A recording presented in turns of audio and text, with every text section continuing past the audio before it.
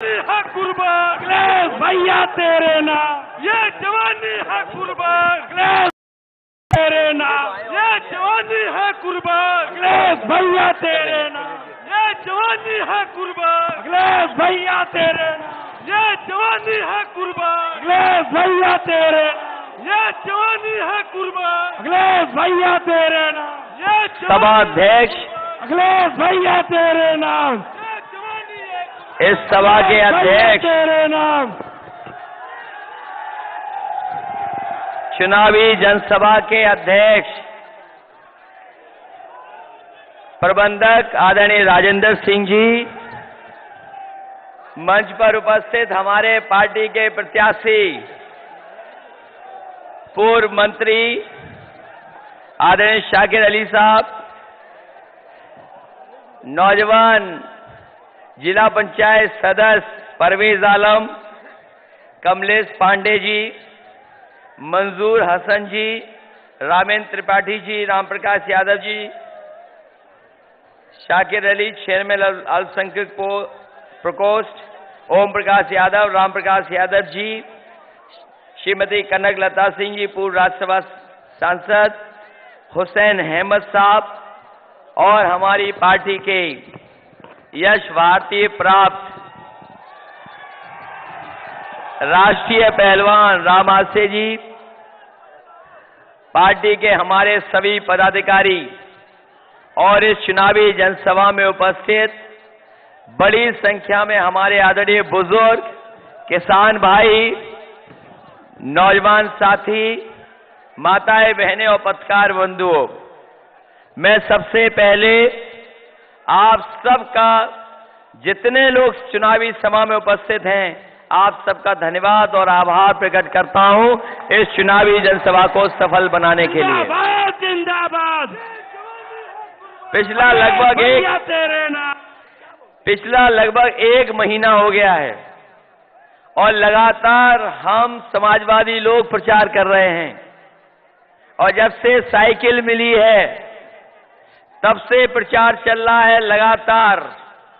और हम कह सकते हैं जहां उत्तर प्रदेश के दूसरे हिस्से में सर्दी थी, कड़ाके की सर्दी थी, आपका कोहरा था, और अब बताइए गर्मी हो गई, चुनाव अभी भी चल रहा है। और जैसे जैसे गर्मी बढ़ रही है वैसे ही साइकिल तेज चलती जा रही है और साइकिल की रफ्तार बढ़ी है, लगातार साइकिल की रफ्तार बढ़ रही है। और हम तो कहते हैं, कई सभाओं में मैंने कहा कि वैसे तो हमारे समाजवादी लोग अकेले भी साइकिल चला लेते हैं, पैडल मारते हुए हैंडल छोड़ के भी साइकिल ले जाते हैं। जब खुशी में और उत्साह में होते हैं तो हैंडल छोड़ के साइकिल चला लेते हैं। और अब तो कांग्रेस पार्टी का भी हाथ हैंडल पे लग गया है, तो साइकिल की रफ्तार कितनी होगी। और जो लोग, कई बार ये विरोधी लोग कहते हैं, बीजेपी के लोग कहते हैं कि एक दिल्ली वाला कुनवा और एक लखनऊ वाले कुनवे का गठबंधन हो गया है। मैंने उन्हें कई बार समझाया, फिर समझा रहा हूं कि ये दो कुनवों का गठबंधन नहीं है, ये दो युवा नेताओं का गठबंधन है, जो प्रदेश की राजनीति और देश की राजनीति को आगे ले जाने के लिए गठबंधन हुआ है। अब तो हिसाब किताब पक्का है, जनता के बीच में हम लोग हैं। कम से कम बीजेपी के लोग बताएं कि उन्होंने कौन सा काम किया है पिछले 3 साल में। अगर एक भी काम किया हो तो बता दो, कोई बड़ा काम जनता के सीधा सीधा किया हो तो बताओ। हमने तो इसीलिए प्रधानमंत्री जी से कहा कि आप तो अपने भाषणों में न जाने क्या क्या कह रहे हो, कम से कम हम लोग बैठ करके बहस कर लें कि किसने कितना काम किया है। आप हमसे हिसाब लीजिए 5 साल का, हमसे हिसाब मांगिए 5 साल का, और कम से कम हम भी आपसे पूछेंगे कि 3 साल में आपने क्या क्या कर दिया है। और हमें आपको नोटबंदी के बहाने बताओ लाइन में खड़ा कर दिया कि नहीं खड़ा कर दिया? जितना पैसा था सब जमा करा लिया पुराना वाला, अब तो किसी पे बचा नहीं। पुराना 500,000 रुपया सब बैंक में जमा है। और बताओ अभी तक हिसाब किताब दिया हो कि कितना काला धन, कितना भ्रष्टाचार इसमें निकला है? कोई हिसाब किताब नहीं दिया। और तमाम लोग जो बेचारे गरीब अपनी मेहनत से जिन्होंने पैसा कमाया था, ईमानदारी का पैसा, जब लाइन में लगे तो कई परिवार, कई सदस्य उसमें जान चली गई। कोई मदद नहीं की बीजेपी के लोगों ने। अगर किसी ने मदद की उन गरीबों की, समाजवादी लोगों ने 2-2 लाख रुपए देकर के उनकी मदद करने का काम किया। वहीं अखबार में आपने पढ़ा होगा कि लाइन में लगे लगे एक बच्चे का भी जन्म हो गया था और बैंक वालों ने उसका नाम खजांची रख दिया। हमने ढूंढवाया उस परिवार को तो मोहल्ले का, गांव का सबसे गरीब परिवार निकला। मैंने उसकी मां को बुला करके 2 लाख रुपए से उसकी भी मदद करने का काम किया।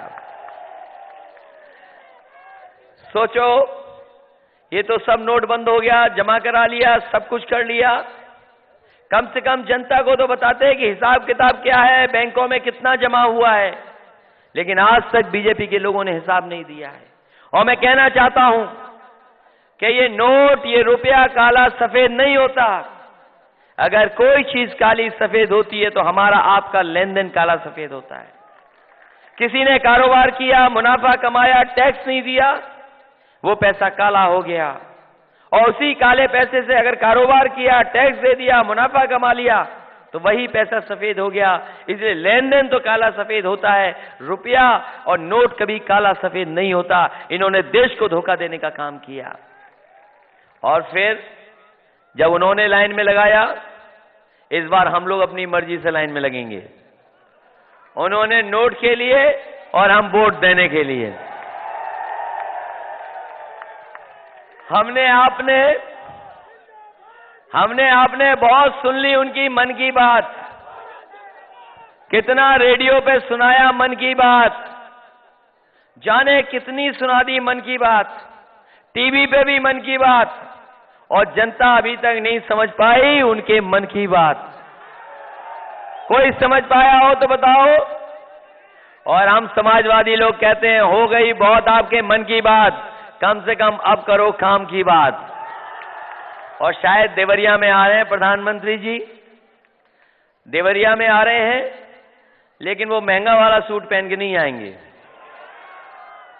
देवरिया में आ रहे हैं, कम से कम बता के जाएं कि उनकी सरकार ने कौन सा गरीबों के लिए काम किया है, कौन सी सड़क बनाई है, कौन सा पुल दिया है, कितने तार बिजली का इंतजाम किया, ये कम से कम बता करके जाएं।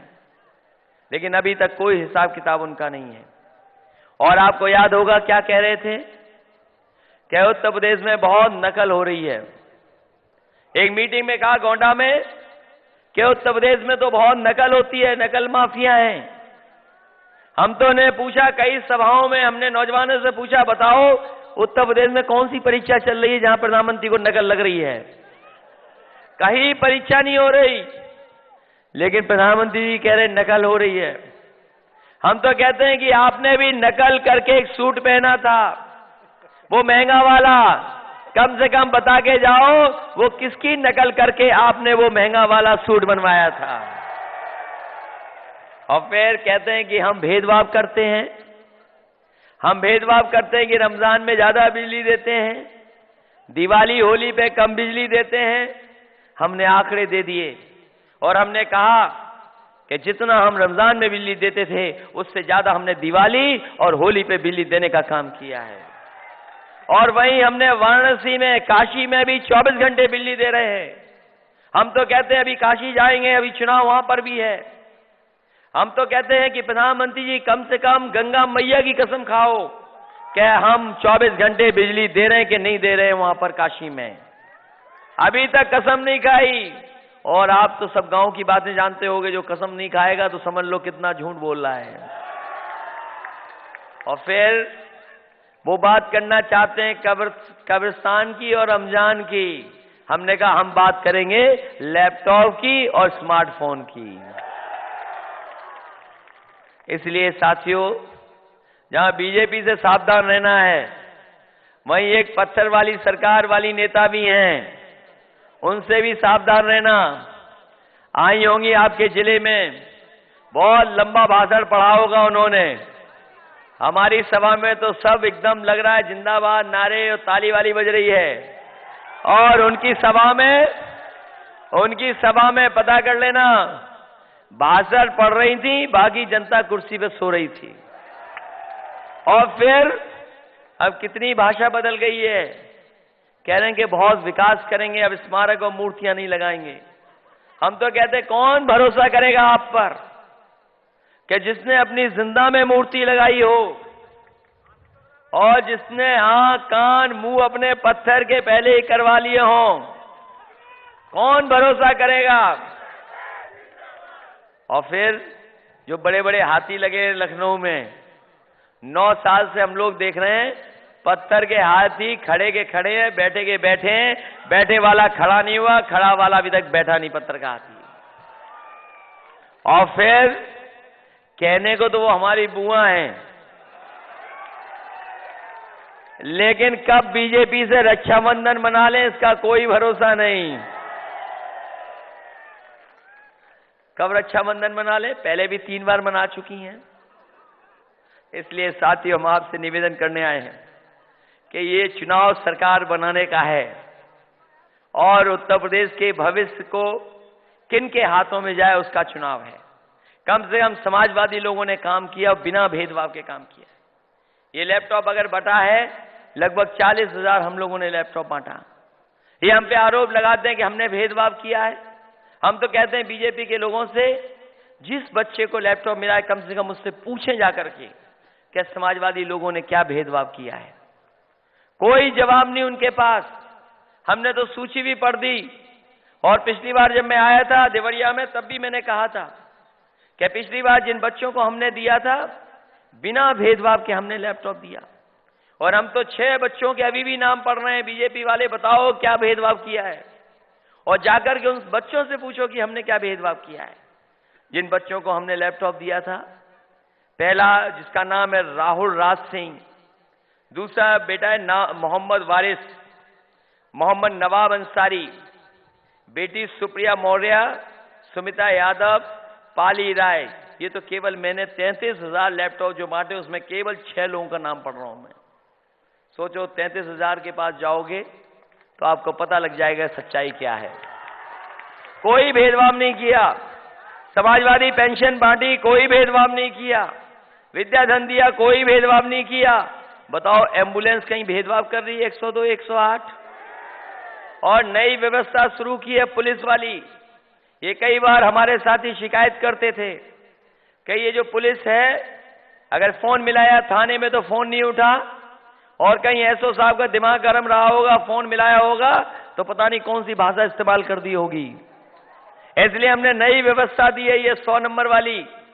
आप दिन रात सुबह शाम जब चाहो तब फोन मिला लेना, आपका फोन उठेगा और 10 और 15 मिनट में घटना स्थल पर पुलिस पहुंच करके आपकी मदद करने का काम करेगी।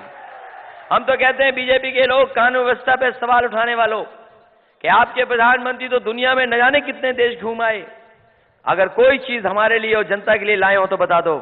कम से कम समाजवादी लोगों ने जो दुनिया के दूसरे हिस्सों में पुलिस के लिए जो बेहतरीन व्यवस्था है, वो व्यवस्था को लागू करने का काम उत्तर प्रदेश में हमने शुरू किया है। और कह सकता हूं, देश में किसी सरकार ने ये 100 नंबर जैसी व्यवस्था नहीं दी है। और हमने तो कहा है कि कभी भी मिला लेना फोन, दिन में, रात में, आधी रात फोन उठेगा और कोई भी आपसे गलत भाषा में बात नहीं कर सकता है। ये इंतजाम समाजवादी लोगों ने किया है। और फिर अभी तो हमने 3,000 दी हैं गाड़ियां पुलिस को। आने वाले समय में सरकार बनेगी तो 1,000 गाड़ी और पुलिस को देने का काम करेंगे, जिससे व्यवस्था हमारी 100 नंबर अच्छी हो जाए। एक बुराई और है, एक बुराई और है, एक बुराई और है।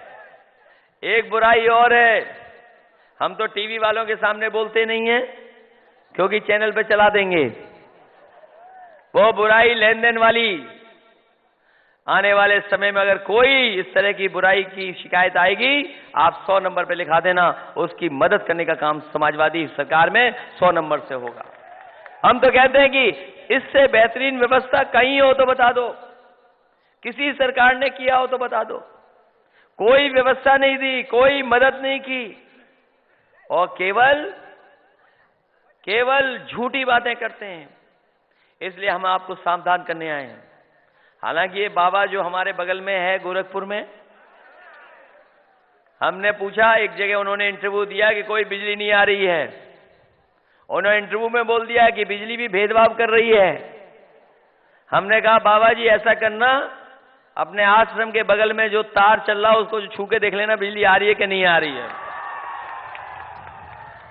हालांकि उनकी भाषा कुछ और आई है, अभी मैंने सुना है, उनका कुछ और भी ज्ञान दिया उन्होंने। लेकिन समझ लेना, जो लोग मां बाप तक चले जाएं तो उसका मतलब लड़ाई हार गए। उनकी भाषा बदल गई है, उन्हें समझ में नहीं आ रहा क्या करें, क्योंकि काम तो किया नहीं।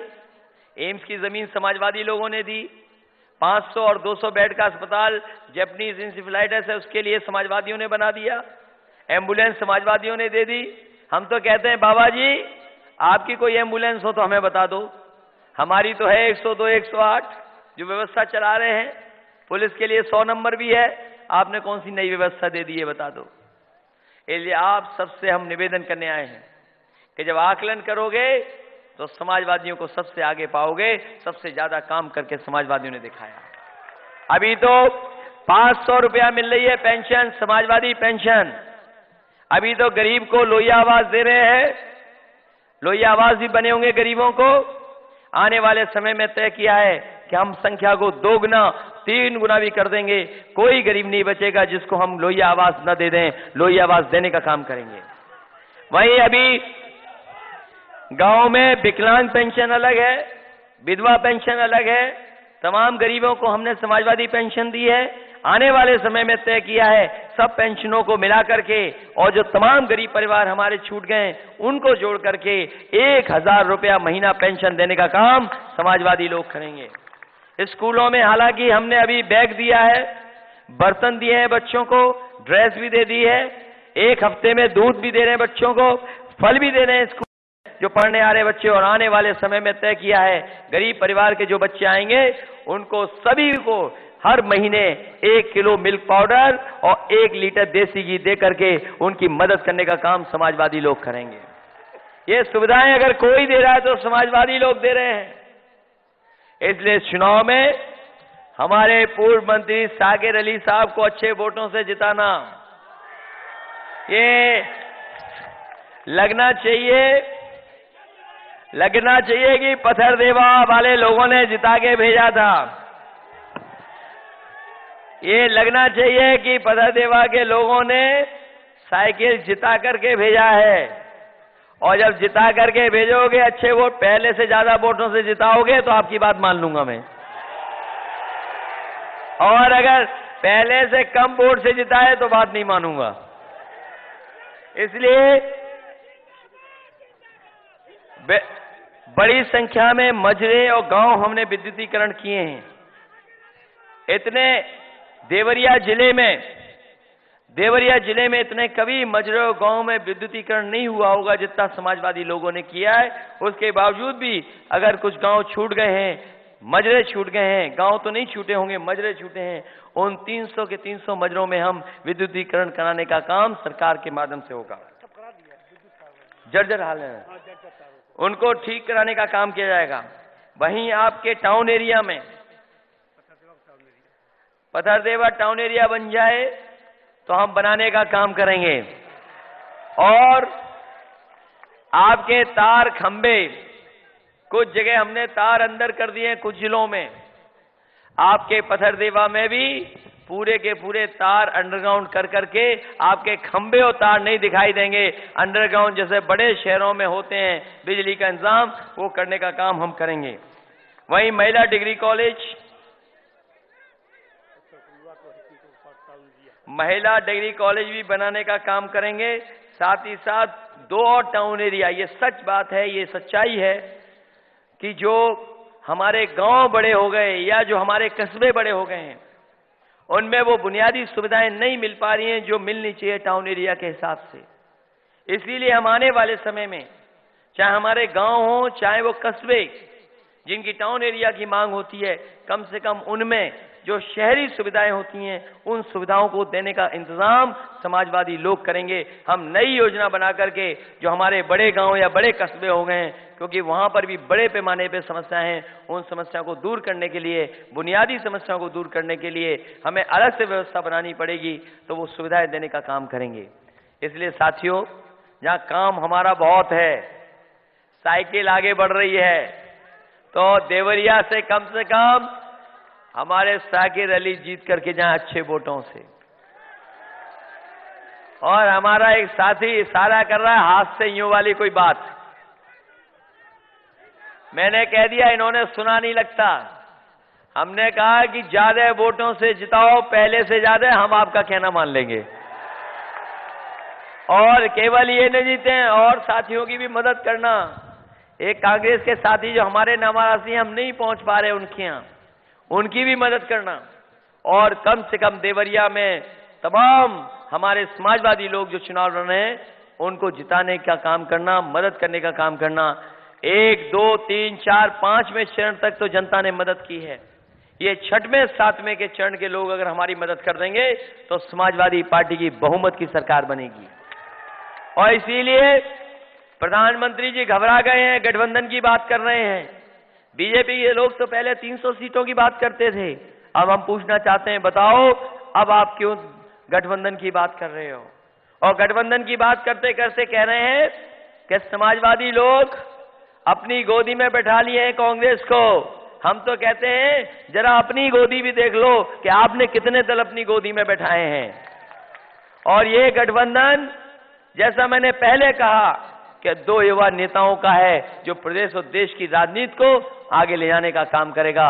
मुझे भरोसा है कि आप सब लोग मिलकर के हम समाजवादियों की मदद करेंगे, एक एक वोट साइकिल के निशान पर डाल देंगे। इन्हीं शब्दों के साथ आप सबका धन्यवाद, इस भरोसे के साथ कि साकिर अली साहब पहले से ज्यादा वोट से जीत करके जाएंगे। और जो आपने कहा, पिछली बार भी मैंने कहा था, उसको मैं मानूंगा। जाओ, धन्यवाद।